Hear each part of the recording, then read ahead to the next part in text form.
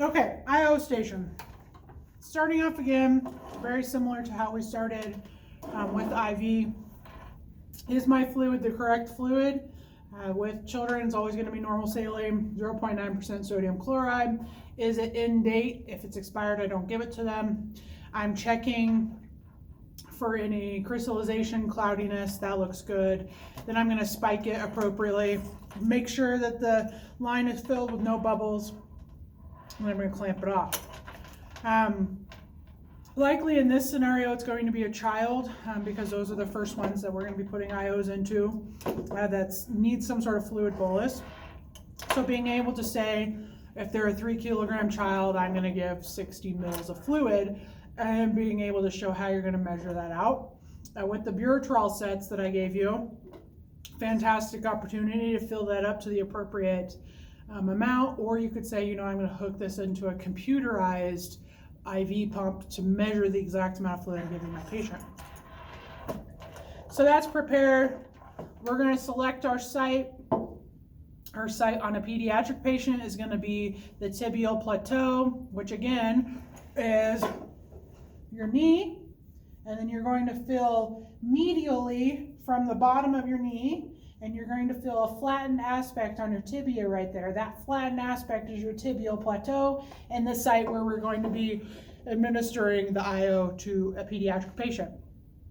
You can put it there in an adult patient or the medial malleolus, so down by where your ankle protrudes in that round knot, about an inch above, you'll feel a flattened part of your ankle. You can put an IO there. In an adult, the humerus, as long as you're pulling the arm toward the core, feeling for that rounded spot, and then going about, again, an inch below that rounded spot, right in the middle to avoid the surgical head, and that's where you'll be inserting the IO there. You also can do any major bone site, so you can do the iliac crest, you can do the proximal femur up by where it attaches at the hip, or the distal femur too, near where it ends, not at the knee joint, but above the knee joint. So there's a lot of options. For children specifically though, we want to focus on the tibial plateau because that would be the most developed area for bones for them. Traditionally, you want to use iodine to cleanse this just because you are inserting something into the bone. If you don't have iodine, you would use chlorhexidine or alcohol if necessary. You want to select the right needle. For a child, traditionally, we use pink. Pink would be up to 40 kilograms or 88 pounds.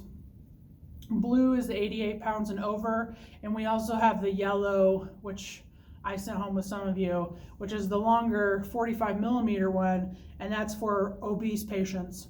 It's always better to have a longer one as long as you're trained as soon as you feel that pop to stay than too short and just stick it through fat and not able to get it into the bone. So we've cleansed our area. We are going to remove our cap, and then you're going to want to practice pushing this through the skin first until you meet the resistance of the bone. So if you're working on chicken legs, getting through the meaty part and then waiting until you get that bone resistance.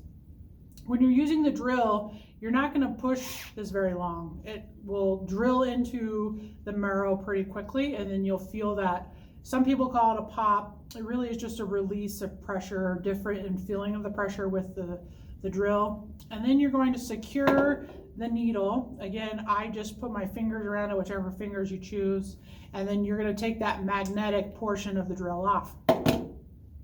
This is pretty well secure as it is, just because it's sitting in the bone, but it does have the potential to become dislodged, especially up here. So I don't think I have any more of the securing devices. I gave you those, but practice removing the internal needle and putting that in your sharps. And then you'll just have that Lurlock hub, which looks familiar to us sitting there. Practice putting on your covering first before attaching the extension set to it, because what happens when you put the extension set on first is now you have to weave through that covering and then put it on. So it's easiest just to get that covering on first to secure it. Attach this. Then you're going to want to do a 20 mil hard flush to remove all the sediment in there, and then you connect your fluids and give your bolus. so that's it for that. Pretty easy in terms of actually doing it. The biggest failure that we see with people is they put their hands behind the area where they're inserting it. And the problem is if your IO needle is longer than the bone and it goes straight through, then you'll stab yourself and give yourself an exposure. So holding the leg more distally would be more appropriate when you're trying to secure the area. And that's it for IO, easy peasy.